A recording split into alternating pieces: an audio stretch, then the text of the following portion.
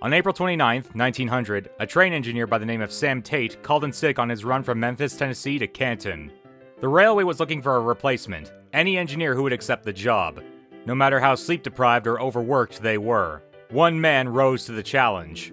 An engineer who would often scab against union contracts, and work extra hours under the railroad's dogged desire to ship cargo and passengers on time. An ambitious engineer named Casey Jones. Casey departed from Memphis 75 minutes late on engine number 382, called Cannonball. The crew felt that the train's light cargo, fast engine, and muddy damp weather were a perfect combination to make record time. Blasting on ahead through the tricky range, past Grenada, past Sardis, past Winona and Durant, Jones had managed to make up almost all the lost time and felt he had a good chance to make it to Canton at 4:05 a.m., as advertised. At Vaughan, however, 3 trains were stationed, collectively trying to find a way to maneuver themselves so that they could all pass through without incident. The crew were aware of Jones's train approaching, thankfully. They prepared to position one of the trains into a passing loop to let engine 382 pass safely, just as long as nothing went wrong. Jones was back on schedule now and moving along at a brilliantly fast pace. They went through a prolonged left-hand turn that blocked Jones's view of the right side of the engine. Sim Webb, the engine's fireman, stood up on the engine's roof and was the first to witness the lights of an oncoming caboose. An air hose brake had left 4 cars still on the track and in the path of the now very aptly named Cannonball. Casey told Webb to jump from the speeding car to save his life, and quickly hit the emergency brake and whistle as fast as possible. The engine collided with the cars before derailing completely.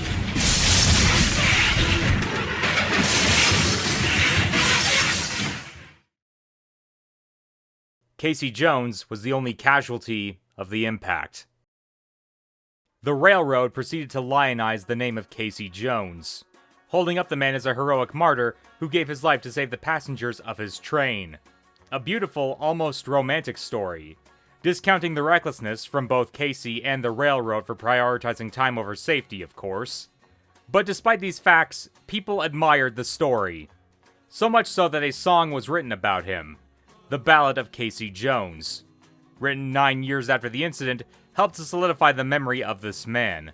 And it remains a popular folk song to this day, where folk songs are sung anyway. But because people are people and internet memes aren't as weird as you might think, parodies of this song were being made not long after it was. The one that I want to bring attention to is a song called Steamboat Bill. This song is a much more farcical, downright comedically dark take on the story of Casey Jones. While the Ballad of Casey Jones is uplifting and celebratory of a great man's martyrdom and heroism, the song is much more cynical. It's about the eponymous Steamboat Bill, captain of the Mississippi boat called the Whippoorwill. The captain is determined to beat the record of another famous steamboat, the Robert E. Lee. So obsessed is he with beating this record, he threatens his crewmates with death if they disobey him, even commanding them to use cargo for fuel if they run out of coal. A gambler from Kentucky bets Bill he can't beat the record, causing Bill to overheat the engine and blow it up, killing both men on board and sending them up to the pearly gates of heaven. Not the place I'd imagine either of these men to go. It's easy to see the parallels here. Both are captains of passenger vehicles who are prioritizing time over safety, and who are going to be paying the ultimate price for it. While the Ballad of Casey Jones shows admiration and courage, Steamboat Bill shows recklessness and stupidity. The ultimate cynicism of the song is heard in the last parts, where the wife of Steamboat Bill promises her children that their next dad will work the railroad.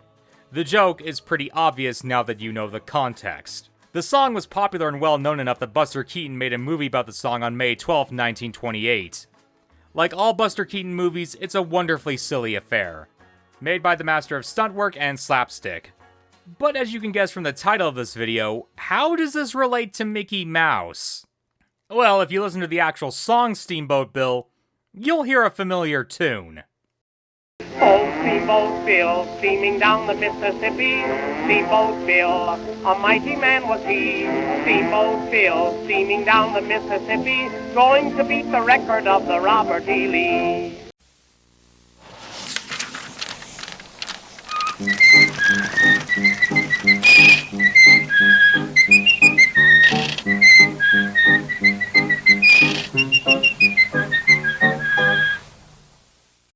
Yep, you heard that correctly. This song about a tyrannical boat captain who kills himself and his men in an egotistical gamble, made as a parody of a song about a dead train conductor, was the main theme of one of Walt Disney's first forays into animated shorts. At Disney's Laugh-O-Gram Studios, his earliest business venture, an animator by the name of Hugh Harman drew several cartoon mice around a photo of Walt Disney. After several failed business ventures, Walt decided to refine one of these sketch mice with the help of his cohort, Ub Iwerks, arguably the real hand behind the character's initial life. Although some silent shorts were created with the character, Disney saw an opportunity arise in a new technical innovation. While there are many claims to fame Disney has made an exaggeration or outright lied about, let's be clear. In terms of an animated short with a musical score that is synchronized to the animation playing on screen, Steamboat Willie is in fact the first real example. Something that the short wants you to know right out the gate. The sound of smoke, expelling in timing with the stack's exaggerated animation, followed by the whistles sounding in unison. Then finally cutting to our protagonist, as he whistles the familiar melody, stopping to turn the steering wheel every now and then. All the while the proper music cues and sound effects chime in at the proper moments. It seems simple, almost rote and rudimentary now. But this was the first time audiences across the world got to see a proper cartoon utilize this type of technology. And it must have been quite breathtaking. Prior to this, theaters had to either pay for an orchestra, or a lone piano player, to stand around and provide instrumentation as the show was played. Only larger theaters could afford musicians that could modulate their performance as the scene changed. And the thought of doing something like that, for something so small and insignificant like a cartoon, was often seen as unnecessary. Thus, this may have been the first real example of a cartoon where the sounds changed as the scene itself changed. So many cartoons of the Rubber Hose era and beyond owe a ton to this cartoon for that reason alone. But with all that out of the way, the question still remains. Is Steamboat Willie still a great cartoon today? How much of the character of Mickey Mouse is shown off here? And is Steamboat Willie worth watching? Well, sort of. Yeah, it's complicated. It's only a 7.5-minute short. So it's not like you're going to be wasting your time watching it necessarily. But you might be surprised just how little anything happens and what the respective characters do. There's a reason the only part of this short that you even remember is the opening minute. For the world's introduction to Mickey and Minnie Mouse, as well as their first time interacting with Peg Leg Pete, you would expect more of their traditional rivalry to be involved. Heck, the song itself gives you a perfect setup. Pete is Steamboat Willie and he's bossing around his employees and harassing the girl. Then Mickey kicks his butt, throws him overboard, he becomes the captain, Minnie kisses him, we all go home, yada yada. But that doesn't happen. In fact, Pete isn't even the villain of this story. Mickey does more outright callous and cruel things than Pete ever does. Sure, he helps Minnie get on board the ship when she's late, and he feeds this cow, I guess. But that's honestly about it. Once Minnie is on the boat, Mickey partakes in a cavalcade of animal cruelty. Turning a goat into a record player, torturing this cat and swinging it around like a flail, turning this goose into a bagpipe, pulling the tails of suckling pigs, doing whatever the this is, I don't even... Pete just berates Mickey in this short. Once for pretending to be him, the actual captain, and a second time for slacking on the job and harassing all the cargo animals. And finally we have this parrot. This short ends with Mickey throwing a potato at this parrot who's laughing at him. That's how Mickey's first cartoon ends. Not with a heroic celebration, not with him getting the girl, but with random acts of bird violence. This short isn't particularly funny or harrowing either. The middle of it is just a musical montage set to Turkey in the Straw. Which then reminds me again why this short exists. Disney and Ub had no reason to assume Mickey or Minnie Mouse would be characters after this point. There was no reason to assume either of these drawings would go on to become mascots for a global media empire. Steamboat Willie was not sold to audiences on the idea of the character of Mickey Mouse.